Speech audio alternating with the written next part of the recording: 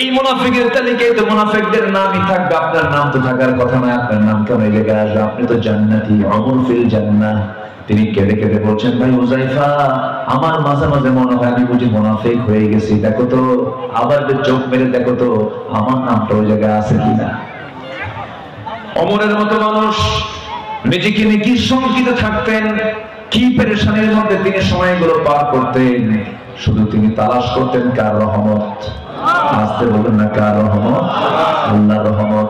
এই জন্য আমার বন্ধুগণ, তাকওয়ার নীতি অবলম্বন করতে হবে। আল্লাহর ভয়টা দিলের মধ্যে সবসময় জিন্দা রাখতে হবে। আল্লাহর ভয়টা ইস্তেকামাত করতে হবে। ওমর ফারুক রাদিয়াল্লাহু তাআলা একদিন নিজের পরিবার পরিজনের জন্য প্রয়োজনীয় পান করার পানি তিনি কূপ থেকে তুলে কলসিতে ভরায় তিনি আনতেছেন বাড়ির দিকে। হঠাৎ করে একজন ব্যক্তি এসে তাকে প্রশ্নের জন্য সামনে দাঁড় হয়ে গেছে। তখন তিনি কলসিটা মাথায় নিয়ে আসতেছেন। এমন সময় বলো হলো, আমিরুল মুমিনিন, আমার একটা প্রশ্ন আছে। কি প্রশ্ন বলো? সময় লাগবে। মাথা থেকে কলসিটা নিয়ে তিনি হাঁটুতে রাখলেন, দাঁড় হয়ে তিনি হাঁটুতে কষ্ট করে রাখলেন, জমিনে রাখতেছেন না। বলো হলো, আমিরুল মুমিনিন, সময় লাগবে, দয়া করে কলসিটা আপনি মাটিতে রাখেন। সাইয়েদনা ওমর ফারুক বলছেন, ও প্রশ্নকারী, তুমি আমাকে যে প্রশ্ন করতে যাচ্ছ সময় লেগে যাবে, মাথায় রাখা কষ্ট হবে, মনে করে আমি আমার হাঁটুতে রেখেছি, জমিনে রাখা যাবে না।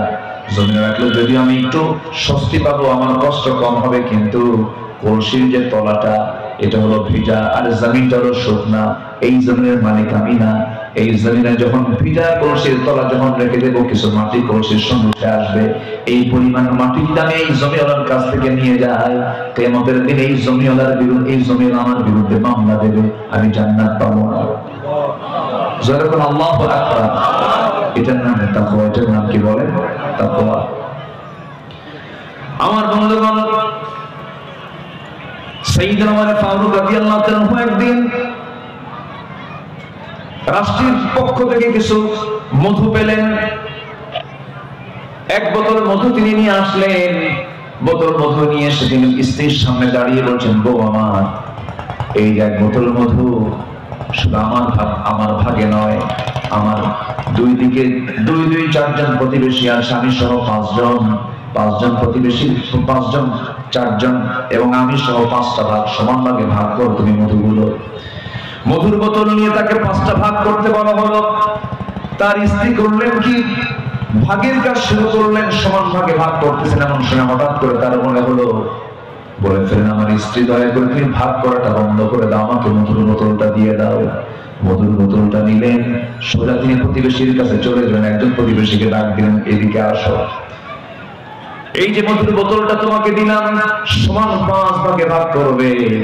সমান 5 ভাগে ভাগ করে একটা ভাগ তুমি আমাকে দেবে, বাকি 4 ভাগ তোমরা সুন্দর করে সমান ভাগে নিয়ে নেবে। তিনি করলেন কি, তার অংশের মধুটা নিয়ে স্ত্রীর সামনে দাঁড়িয়ে বলছেন, স্ত্রী, রাগ করা যাবে না, মন খারাপ করা যাবে না। আল্লাহর কসম করে বলি, আমি তোমার প্রতি সন্তুষ্ট নই, আমি তোমাকে বিশ্বাস করি, আমি তোমাকে সন্দেহ করি না, কিন্তু আমি তোমাকে মধুভাগের দায়িত্ব আমি একটা বিশেষ কারণে দেই নাই। সেই কারণটা হলো, তুমি সমান ভাগে ভাগ করবে, কিন্তু মধু ভাগ করতে নিয়ে তুমি যদি হঠাৎ করে কম বেশি করবে, আমি বিশ্বাস করি না। তুমি সমান ভাগে ভাগ করবে, কিন্তু তুমি যখন মধুটা ভাগ করতে যাবে, তোমার হাতের মধ্যে কিছু মধু লেগে যাবে। সেই মধুটা যদি 1 ফোঁটা অথবা 2 ফোঁটা 3 ফোঁটা হয়, হাতে লেগে থাকে, মধু তো আমাদের ভাগে বেশি আসবে। এটা আমি চাই নাই মনে করে মধুভাগের দায়িত্ব আমি অন্যজনের কাঁধে দিয়ে দিয়েছি। যখন সুবহানাল্লাহ, এটার নাম কি? আরো জোরে, আরো জোরে। ঘোড়া কিনতে গেছেন তিনি। আজকের যুগে হোন্ডা কিনতে যায়, কি কিনতে যায়? হোন্ডা কিনতে যায়, সাইকেল কিনতে যায়। আগের যুগে ঘোড়া ছিল প্রধান বাহন। ঘোড়া কিনতে গেছেন, তার প্রয়োজনের জন্য ঘোড়া প্রয়োজন, তার প্রয়োজন পূরণের জন্য তিনি ঘোড়া কিনতে গেলেন। ঘোড়াওয়ালার সামনে গিয়ে দাঁড়িয়ে বলছেন, ঘোড়াওয়ালা, একটা ঘোড়া দাও। ঘোড়াটা কিনলেন, দেখলেন, দামাদামি কমপ্লিট করলেন, ঘোড়ার লাগামটা হাতের মধ্যে নিলেন, টাকাও দিয়ে দিলেন। ঘোড়ার পিঠে চড়লেন। কয়েক মাইল যাওয়ার সঙ্গে সঙ্গে দেখা গেল ঘোড়ার 4টা পা বিকল হয়ে বসে গেছে, আর উঠতে পারে না। ওমর ফারুক একটু খেপে গেলেন, রেগে গেলেন। সোজা তিনি চলে আসলেন ঘোড়া বিক্রেতার কাছে, এসে বলছেন, ও ও ঘোড়া বিক্রেতা, তুমি আমাকে যে ঘোড়াটা দিয়েছো এই ঘোড়াটা আমার পছন্দ হয় নাই, কারণ তুমি আমাকে অসুস্থ ঘোড়া দিয়েছো, আমি এই ঘোড়া নেব না। সঙ্গে সঙ্গে ঘোড়া বিক্রেতা বলে, আমিরুল মুমিনিন, আল্লাহর কসম করে বলে আমি যে আপনাকে ঘোড়াটা দিয়েছি সুস্থ ঘোড়া দিয়েছিলাম, কিন্তু আপনার মালিকানা যাওয়ার পরে অসুস্থ হয়ে গেছে, আমি ঘোড়া ফেরত নেব না। ওমর ফারুক বলছেন, না অসম্ভব, আমি এই ঘোড়াটা আমি নেব না, তুমি আমাকে টাকা ফেরত দাও। এবার ঘোড়া বিক্রেতা বলতেছে, আমিরুল মুমিনিন, আপনিও ছাড়তেছেন না আমিও ছাড়তেছেন, অতএব এই বিচারটা আমি আপনি না করে চলুন আমরা আদালতে যাই। কোথায় যাই? ঘোড়া বিক্রেতা একজন ঘোড়াওয়ালা বলতেছে আমিরুল মুমিনিনকে বলতেছে, চলুন আমরা কোথায় যাই?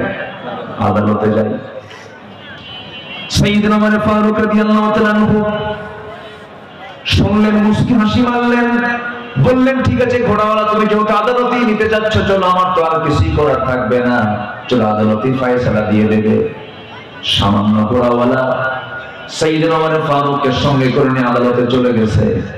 ওমর ফারুক রাদিয়াল্লাহু আনহু তিনি আদালতের ভিতরে ঢুকলেন। বিচারের চেয়ারে, আদালতের চেয়ারে বসে আছে একজন বিচারক। ওমর ফারুককে দেখা মাত্রই তিনি আশ্চর্য হয়ে দাঁড়ায় গিয়ে সালাম দিয়ে বলছেন, আমিরুল মুমিনিন, আপনি এই জায়গায় কেন, কি সমস্যা হয়েছে আপনার? ওমর ফারুক বলছেন, বিচারপতি চেয়ারে বসে যাও, ওমরকে দেখে বিচার করতে যেও না, আইনকে দেখে বিচার করো।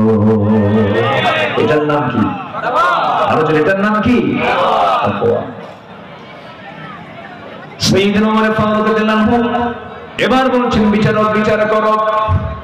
ঘোড়াওয়ালার কথা শুনলেন, সাইয়েদনা ওমর ফারুক তার নিজের কথাটাও বললেন।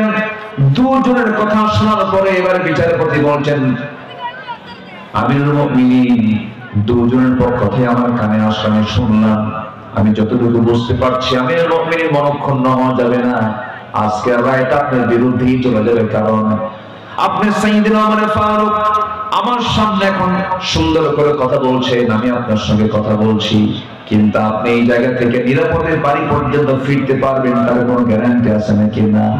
সুস্থতা অসুস্থতা কার পক্ষ থেকে আসে? আপনি ঘোড়া কিনেছেন, সুস্থ ঘোড়া, সবল ঘোড়া কিনেছেন, লেনদেন হয়ে গেছে, আপনার মালিকানায় ঘোড়া চলে আসছে, আপনার মালিকানা আসার পরে ঘোড়া অচল হয়ে গেছে, এটার দায় আপনাকে নিতে হবে, এটার সম্পূর্ণ ক্ষতিপূরণ আপনাকে লস মনে করে এটাকে গ্রহণ করতে হবে। এই ক্ষেত্রে আপনি ঘোড়া ফেরত দিয়ে টাকা ফেরত দিতে পারবেন না। সাইয়েদনা ওমর ফারুক কিচ্ছু বললেন না, মাথাটা নিচু করে মুস্কি হাসি মেরে আদালত চত্বর থেকে বের হয়ে আসলেন। পরের দিন তিনি মজলিসে শুরার বৈঠকে সবাইকে ডাক দিয়ে তিনি একটা ব্রিফ করলেন, শোনো আমার ভাইরা, গতকালকে আমি একজন বিচারপতি পেয়েছি, সে ব্যক্তি ওমরকে দেখে বিচার করে নাই, সে আইনকে দেখে বিচার করেছে। সেই বিচারপতিকে আমি আঞ্চলিক বিচারপতি না বানায় আমি তাকে জাতীয় বিচারপতি বানায় দিলাম। এটার নাম কি? এটার নাম কি বলে? তাকওয়া। রাষ্ট্রের তহবিলে কিছু আপেল আসছে, রাষ্ট্রের তহবিলে কিছু খেজুর চলে এসেছে। সন্তান করলো কি, সাইয়েদনা ওমর ফারুকের এক সন্তান এসে দৌড় মেরে এসে একটা আপেল, অনেকগুলো আপেল থেকে টান মেরে সেখান থেকে তুলে নিয়ে খাওয়া শুরু করে দিয়েছে। সাইয়েদনা ওমর ফারুক করলেন কি, মুখের মধ্যে নখ ঢুকায় দিয়ে জোর করে আপেলটা বের করলেন, যা মায়ের কোলে চলে যা, মায়ের কোলে পাঠায় দিয়েছেন। সাইয়েদনা ওমর ফারুক কিছুক্ষণ পরে যখন ঘরের মধ্যে ঢুকেছেন, বউটার চেহারা কালো। বলছে, বউ আমার, তোমার চেহারা কালো কেন, তুমি আমার সঙ্গে এমন করছো কেন, কি হয়েছে? আপনার মধ্যে কি মায়া দয়া নাই কেন, কি হয়েছে? একটা আপেল বাচ্চা মুখে এসে মুখের মধ্যে নখ ঢুকে আপনি আবার সে আপেলটা বের করেন, কি দরকার ছিল? আমাদের ভাগে তো কিছু আপেল আসবে। সাইয়েদনা ওমর ফারুক বলছেন, শোনো আমার স্ত্রী, যে আপেলটা সে মুখে নিয়েছে সে আপেলই আমাদের ভাগে আসবে, তার কি কোনো গ্যারান্টি আছে নাকি? এটার নাম কি? এটার নাম কি? তাকওয়া। ওমর ফারুক রাদিয়াল্লাহু তাআলা আনহু একদিন কি করলেন, বসে আছেন এক সাহাবী পাশে বসে অহংকারের হাদিস বলছিলেন, মিসকালা হাববাতিন মিন কিবার, যার মধ্যে চুল পরিমাণ অহংকার থাকবে সে জান্নাত পাবে না। চট করে সেই জায়গা থেকে তিনি নামিয়ে পড়লেন, চেয়ার থেকে নেমে ধুলাই মরেন জমিনে নিজের গাটা লাগায়া দিলেন, গড়াগড়ি দিলেন, গোটা শরীরে ধুলা বালি লাগায়া বলতেছে, ওমর তুই অহংকারী হয়ে গেছিস, তোকে শাসক বলে মানুষ, তোকে খলিফা বলে মানুষ, এই কথা বলেই আকাশের দিকে দুটো হাত উঁচু করে আকাশের মালিকের দিকে তাকায় বলছে, ও আকাশের মালিক আল্লাহ, আমার মন বলছে এই গোটা দুনিয়ার সমস্ত মানুষকে তুমি যদি জান্নাত দিয়ে দিলে একজন ব্যক্তিকে জাহান্নাম দাও, আমার মনে হয় সে একটা ব্যক্তি হবে ওমরে ফারুক। এই ব্যক্তিটা শুধু জাহান্নামে যাবে, আল্লাহ তুমি আমারে মাফ করো। এটার নাম কি বলে?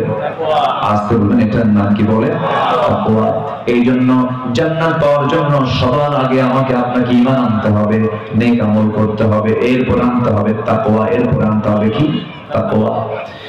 নাম্বার 3 হলো নামাজ কায়েমের সংগ্রাম করতে হবে, অনর্থক কাজ থেকে নিজেকে দূরে রাখতে হবে। সবার আয়াতগুলো জানা আছে, সবার মুখের আয়াত, পকেটের আয়াত, খুব কম আয়াত। যারা নামাজ পড়েন, যারা কোরআনের সঙ্গে সম্পর্ক রাখেন, তাদের কাছে আয়াতগুলো খুবই ইজি আয়াত, খুবই কমন আয়াত। যারা পারেন ঠোঁট মিলিয়ে বলুন, قد أفلح المؤمنون الذين هم في صلاتهم خاشعون والذين هم عن اللغو معرضون والذين هم للزكاة فاعلون والذين هم لفروجهم حافظون إلا على أزواجهم أو ما ملكت أيمانهم فإنهم غير ملومين جل الله أكبر জান্নাতে যাওয়ার শর্ত হলো নামাজ কায়েমের সংগ্রাম করতে হবে। নামাজ কায়েমের সংগ্রাম করতে গেলে একা দরকার না, সবাইকে নিয়ে দরকার। একটা টিম দরকার, একটা সংঘবদ্ধ শক্তি দরকার, একজন নেতা দরকার, একটা দল দরকার, ঠিক কি না? সেই দলটা হবে কার দল? বিড়ি খাওয়া দল, বেনামাজি দল, দুনিয়ার আইন প্রতিষ্ঠা করা দল। আমরা কার আইন প্রতিষ্ঠা করতে চাই? আসতে বলবেন না, কার আইন প্রতিষ্ঠা করতে চাই? 53 বছর দেশ স্বাধীন হয়েছে, কেউ 16 বছর রাষ্ট্র চালিয়েছেন, কেউ 25 বছর, কেউ 9 বছর, কেয়ারটেকার গভর্নমেন্টের কয়েক বছর। সব দেখা তো শেষ করে দিলাম, কেউ নামাজের বিল সংসদে আনে নাই, কেউ নামাজ কায়েমের সংগ্রামের কথা বলে নাই। অতএব আগামীর সরকার আমরা দেখতে চাই নামাজের সরকার। নারী সংস্কারের নামে পতিতাবৃত্তিকে যারা শ্রমের আওতায় আনতে চান, এটা নারী প্রতিষ্ঠা নয়, নারীর সম্মান ধ্বংস করার পরিকল্পনা এগুলো। আমার মা পতিতাবৃত্তি করুক, এটা কি আমরা চাই? আমার মাদের সম্পর্ক আমরা দেখতে চাই, বৈধ না অবৈধ। তাদের সম্পর্ক হবে দৈহিক সম্পর্ক, আমরা দেখতে চাই বৈধ না অবৈধ?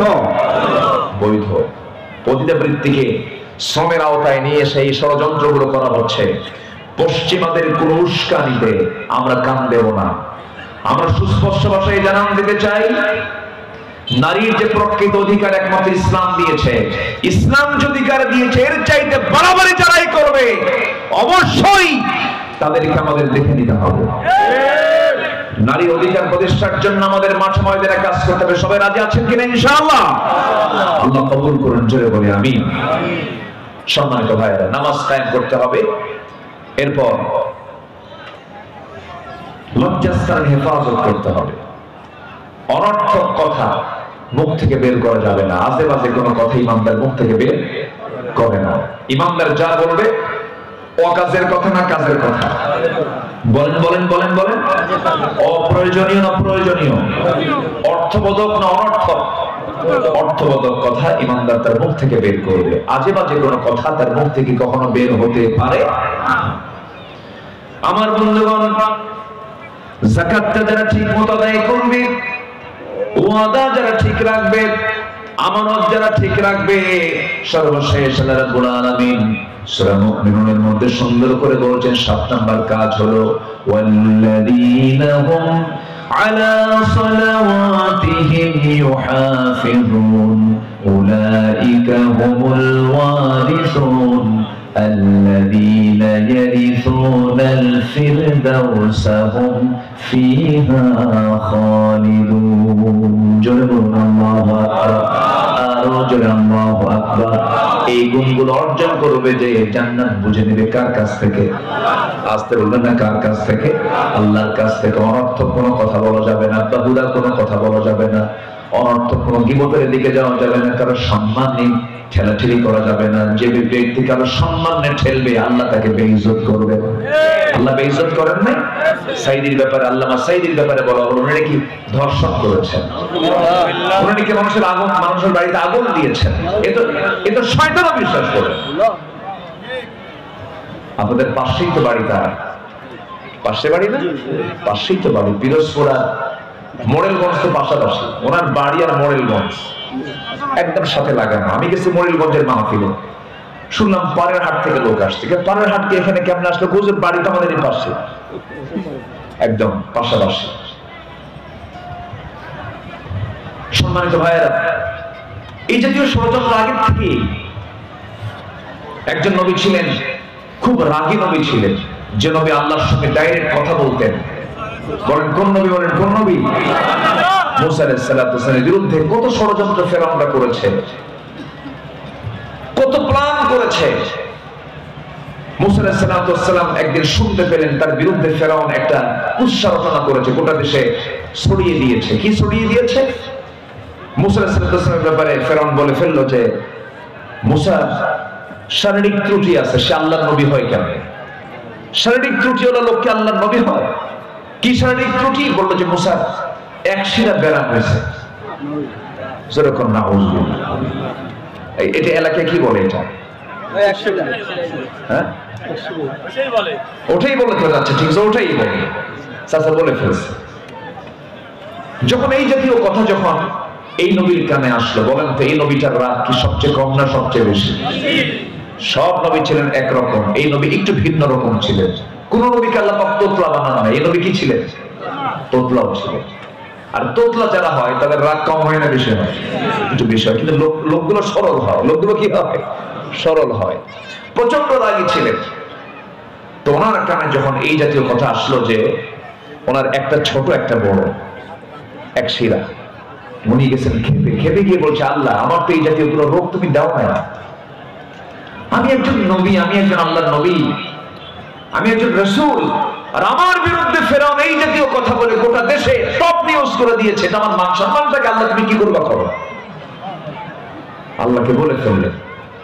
তিনি কিন্তু আল্লাহকে মাঝে মাঝে প্রশ্ন করতেন, যখন যা মনে হতো তাই প্রশ্ন করতেন। মানে কথার চান্স পাইলে কথার ছাড়তেন না। যেরকম কোরআনে কত কথা আসছে তাকে নিয়ে, পাতায় পাতায়। মুসার নাম আসা নামায় বলেন তো আছে। খুব মানে একজন মডেল নবী ছিলেন। কি নবী ছিলেন বলেন?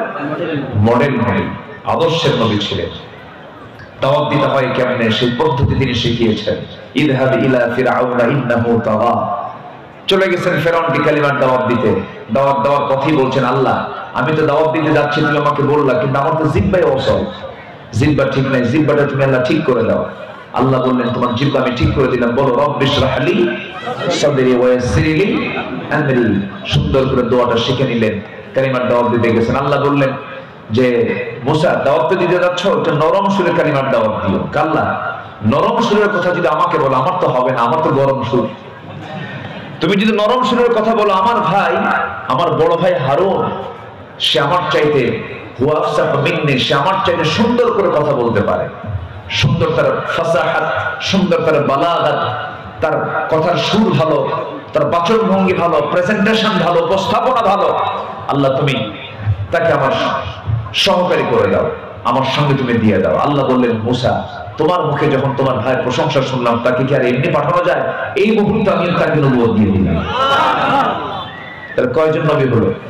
দুই ভাই দুই নবী, দুই ভাই দুইজন নবী হয়ে গেল।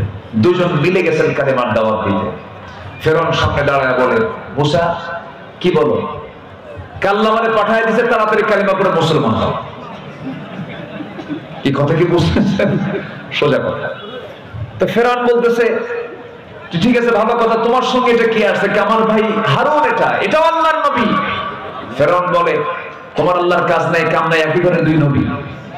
উনি গেছেন খেপে, হাতে থাকতো কি বলেন? লাঠি থাকতো। তিনি লাঠি দেখায় ফেললেন এবং প্রচন্ড খেপে গেলেন তিনি। সেই নবীর বিরুদ্ধে ফেরাউন যখন এই একটা শারীরিক ত্রুটির কথা যখন সে বলে ফেললো, তিনি এটাকে আল্লাহর কাছে বলে ফেলেন, আল্লাহ তুমি এটার বিচারটা তুমি করে দাও। আল্লাহ সময় নিলেন না, ক্ষেপণও করলেন না, বললেন মুসা আমি সম্পূর্ণ প্র্যাকটিক্যাল তোমাকে দেখায় দেবো, যাও। যেরকম সুবহানাল্লাহ। মুসা আলাইহিস সালাতু ওয়াস সালাম একদিন গোসল করার জন্য তিনি পানিতে নামলেন। সেই দিন বিকল্প কোনো তার পায়জামা ছিল না, লুঙ্গি ছিল না। ওই যে লুঙ্গি তিনি পরবেন, ওই লুঙ্গিটাই তার পরনে ছিল। তিনি গোসল করবেন, বিকল্প কোনো কাপড় না থাকার কারণে ওই লুঙ্গিটা করলেন কি, একটা পাথরের উপরে রেখে দিলেন। পাথরের উপরে রেখে দিয়ে তিনি পানির মধ্যে নামলেন, গোসলটা করলেন। গোসল করার পরে তিনি চিন্তা করেন, গোসলটা করে তিনি আবার সেই লুঙ্গিটাই পরবেন। লুঙ্গি পাথরের উপরে রেখে যখন গোসল করা তিনি শুরু করেছেন, গোসল করা শেষ। গোসল করা শেষের পরে যখন তিনি লুঙ্গিটা পরে, যখন লুঙ্গিটা নিয়ে যখন আবার তিনি পরিধান করবেন, এমন সময় আল্লাহ পাথরকে অর্ডার করলেন, পাথর মুসার লুঙ্গি নিয়ে আমার দৌড়। আল্লাহ সহি কথা। লুঙ্গি নিয়ে যখন পাথর দৌড় মারা শুরু করলো, পাথরের তো কোনো প্রাণ নাই, মাটির তো কোনো প্রাণ নাই, কিন্তু এই মাটির দেহে প্রাণ দিয়েছেন কে? অনস্তিত্ব থেকে অস্তিত্ব দিতে পারেন কে? অসম্ভবকে সম্ভব করতে পারেন কে? আল্লাহ পারেন। ওই পাথরের মধ্যে প্রাণ আল্লাহ পাক ঢুকায় দিলেন, পাথর অনেক দৌড় মারা শুরু করে দিয়েছে লুঙ্গিটা। পাথরও দৌড়ায়, পিছনে মুসাও দৌড়ান।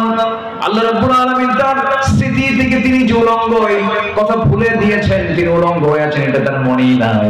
হাতের মধ্যে লাঠি, তিনি সেই লুঙ্গিটা নেওয়ার জন্য পাথরের পেছনে দৌড়াচ্ছেন। পাথরও দৌড়ায়, নবীও দৌড়ান। দৌড়াতে গিয়ে ওই পাথর গিয়ে আল্লাহ পাক তাকে অর্ডার দিয়েছেন, পাথর তুই এই লুঙ্গিটা নিয়ে সোজা ফেরাউনের দরবারে যাবি। কার দরবারে? ফেরাউনের দরবারে চলে গেছে।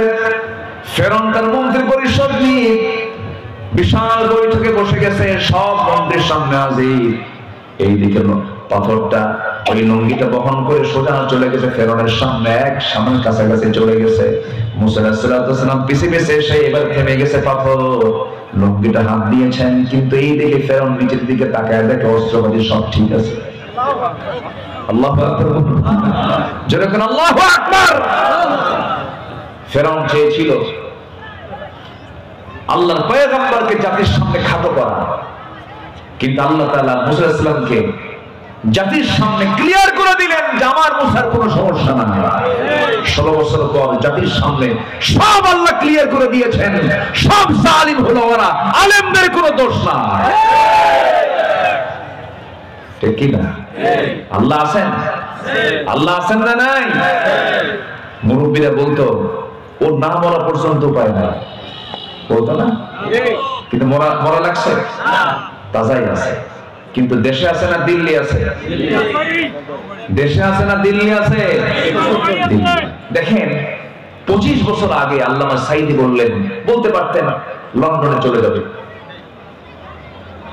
সেখানে তার বোনের বাড়ি আছে, বাগনির বাড়ি আছে, বিআই বাড়ি হলো আমেরিকা চলে যাবে। তার বিআই বাড়ি বললো না, বোনের বাড়ি বললো না, বললো কি মামু বাড়ি দিল্লি। এখন গেছে কোথায়? দিল্লি। সম্মানিত ভাইরা, আমরা কি সবাই জান্নাত পেতে চাই? জান্নাতে যাওয়ার জন্য 15টা করণীয় কাজ আমরা এতক্ষণে শিখে নিলাম। হলো নাম্বার 1 হলো ঈমান আনা, নেক আমল করা। নাম্বার 2 তাকওয়া অবলম্বন করা। নাম্বার 3 হচ্ছে নামাজ কায়েম এবং অনর্থক কাজ থেকে নিজেকে বিরত রাখা। নাম্বার 4 হলো রোজা পালন করা। ফরজ রোজা কয় মাস? আর নফল রোজা সারা বছর। বলেন সারা বছর। সারা বছরের মধ্যে নির্দিষ্ট দিন ছাড়া যদি কেউ সারা বছর রোজা রাখে তাতে কোনো বাধা নাই। রোজা তো রাখি, এখন সারা জীবন রোজা রাখে না, এখন ডায়াবেটিস হওয়ার কারণে সকালে না খায় থাকে, সন্ধ্যা না খায়। কি ঠিক কিনা বলেন? রোজা আমার আপনার জন্য ক্ষতির কোনো কারণ না, রোজা আমার আপনার জন্য ভালো। বলি আলহামদুলিল্লাহ, জোরে বলি আলহামদুলিল্লাহ। আমার নবীজি সোমবার এবং বৃহস্পতিবার রোজা রেখেছেন মুহাম্মদ সাল্লাল্লাহু আলাইহি ওয়াসাল্লাম। প্রত্যেক মাসের 13, 14, 15 তারিখে রোজা রেখেছেন মুহাম্মদ সাল্লাল্লাহু আলাইহি ওয়াসাল্লাম। রোজা রাখলে পরে ভালো। রোজার মধ্য দিয়ে আল্লাহর নৈকট্য হাসিলটা খুব সহজ হয়। নামাজ দেখা যায়।